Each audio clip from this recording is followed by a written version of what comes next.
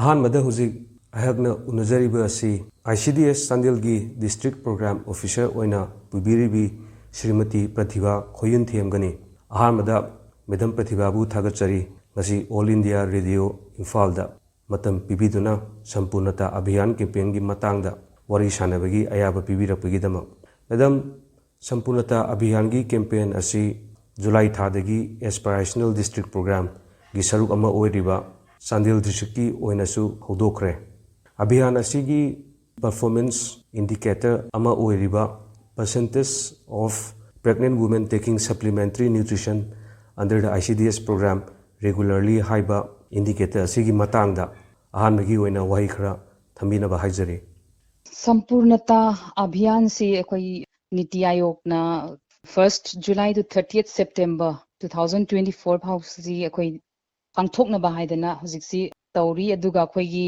6 key performance indicator identify torpa si manungda koi gi ICDS ki oina koi gi pregnant women sing the supplementary nutrition pibase si koi 100% achieve tawna ba gi target thambani ado koi Chandel district ki oina punna koi Anganwadi center si 594 centers lay si manungda Chandel dana 247 centers layba adagi 210 na chakpi karongda aduga 137 sina koi Khingjoy da laybane akoi gi pregnant women si punna akoi ji hujik 331 gumba lay hujik se ko hujik thagi oina ado akoi na sum tawjarpa matam sida akoi gi Chandel gi oina di ko 100% se sum akoi supplementary nutrition pi haina akoi di hujik laijari adugu akoi na Niti Aayog na thambirakpa target se side am 100% achieve taw haibani na akoi da su kitang kamain tawsige kamaina improve tawsige haibase akoi da su kitang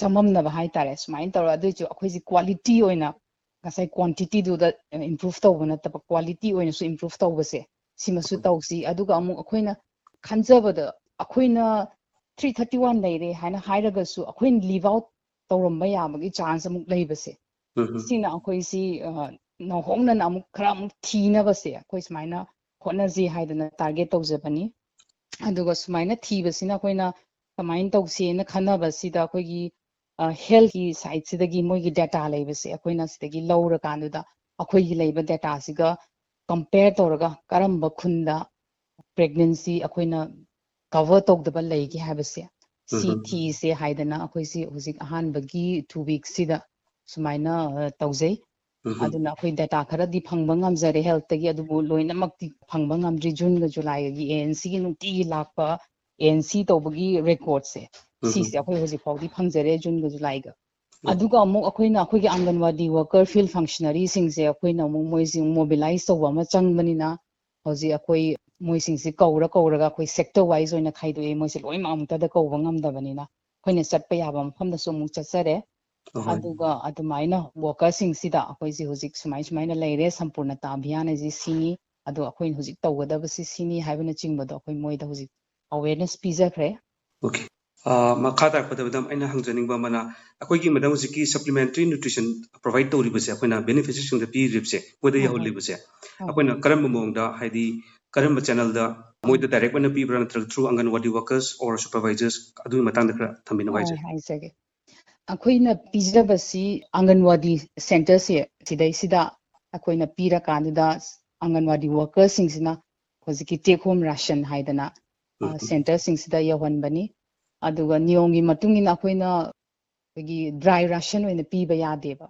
aduna akoigi supplies is maina koi packaged food ko energy dense akoigi micronutrients na 45 toraba yamna energy dense oiba packet food khara leiri si sing si akoina pijabani sumaina okay madam beyond sigi mari leina na hoji fawda madam na su sai habire block level da su or district level da program ngasagi mobilization program se pangthokli sungma mobilization program se kari mingwana panba yabda kari leike mobilization si hoji akoina tawjabasi akoi khun sida chatlaga ko akoi chumna workers sing sida awareness pibada natana khun sida chatlaga akoi gi nupi sing maru oina ko nupi sing si unaraga makoida akoi gi ngasai aina haijaba dumaina quantity khakta nataba quality leina ko akoi gi supplementary nutrition si akoi gi phanghanna ba hotna ba si su yam maru oena khoina khanjaba Okay. ꯃꯔꯝꯗꯤ ꯑꯩꯈꯣꯏꯅ ꯍꯧꯖꯤꯛꯀꯤ package food ꯄꯤꯔꯤꯁꯦ ꯁꯤ Mhm.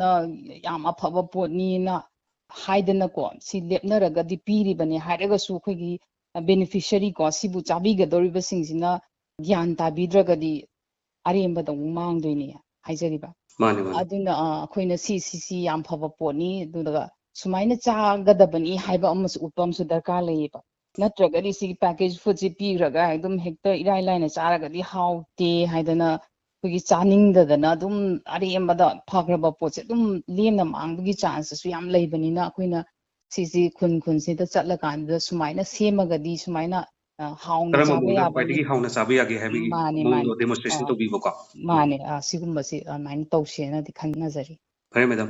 Madam hujiki akoigi samruddha abhiyan gi su mari lenana or mahusagi oina su sigi supplementary nutrition pibada akoigi Chandil jila si chingi jila su ori mathakta hujik akoigi block ming oina panbada chapi karong block or khenjoi se akoigi communication chasuk chasin da ju kara nuai taba lambi thong phata bam pham ju leibani na hujik sigi program si pakhat pada or mamang da su sigi supplementary nutrition gi yenaba thunghanaba beneficiary da or awareness program mobilization tawbada challenging oiba kai kai thena birakpake ꯆꯠꯊꯣꯛ ꯆꯠꯁꯤꯟꯒꯤꯗꯤ ꯑꯗꯨꯝ ꯐꯖꯅ ꯊꯦꯡꯅꯕ ꯖꯒꯥ ꯌꯥꯝ ꯌꯥꯎꯔꯦ ꯑꯩꯈꯣꯏ ꯈꯦꯡꯖꯣꯏ ꯖꯒꯥꯁꯤꯃ ꯆꯠꯊꯣꯛ ꯆꯠꯁꯤꯟꯗ ꯌꯥꯝ ꯑꯋꯥꯕ ꯑꯣꯏꯕ ꯖꯒꯥ ꯑꯃ ꯑꯣꯏꯔꯦ ꯑꯗꯨꯅ ꯑꯩꯈꯣꯏꯅ ꯒꯣ ꯇꯨ ꯚꯤꯂꯦꯖꯀꯨꯝꯕ ꯑꯗꯨꯒꯨꯝꯕ ꯄꯥꯡꯊꯣꯛꯄꯤꯔꯛꯄ ꯃꯇꯝꯗ ꯆꯠꯄ ꯅꯠꯇꯅ ꯈꯔꯗꯤ ꯋꯥꯅ ꯊꯣꯛꯑꯦ ꯑꯁꯤꯒꯨꯝꯕ ꯖꯒꯥꯁꯤꯃ ꯑꯗꯨꯒ ꯆꯥꯟꯗꯦꯜ ꯄ꯭ꯔꯣꯄꯔ ꯆꯥꯟꯗꯦꯜ ꯑꯗꯒꯤ ꯆꯥꯟꯗꯦꯜ ꯁꯕ ꯗꯤꯕꯤꯖꯟ ꯑꯣꯏꯅꯗꯤ ꯑꯩꯈꯣꯏꯒꯤ ꯕꯣꯔꯗꯔ ꯑꯦꯔꯤꯌꯥ ꯅꯠꯇꯅ ꯑꯇꯩꯗꯤ ꯑꯗꯨꯝ ꯆꯠꯂꯦ ꯑꯗꯨꯒ ꯆꯛꯄꯤ ꯀꯥꯔꯣꯡꯁꯨ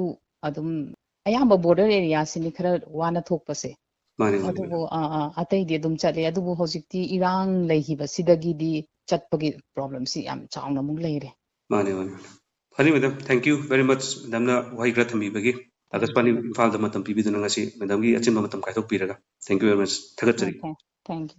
mathangda hujik aina unajariba si BS Simring gani BS Simring si hujik ICDS Chandel gi makhada miron bi ama oina supplementary nutrition gi beneficiaries ama oribani thagatsari Simring ngasi nakna All India Radio Imphal da matam pina biduna supplementary nutrition phangbagi matangda wahai khara thambina bagi damakta Simring da aina ahan mada hangjaning base handaki pregnancy se tha kya subire 6 months. hojik pawda tha taru mapung phare ba ko Hoy. handaki sina ahan lo obibra Second pregnancy.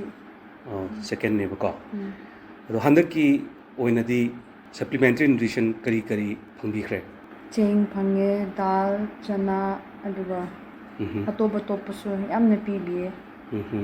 ado hojik pawgi ni karak umadi phangbi khre si hairiba item mayam se Register hek tobadagi marirak mangarak kumadi phangkhre. mari mangarak phangkhre ba ko Hoy. ado mamangi pregnancy desu sumaina dum phangbibra Hoy. Phange.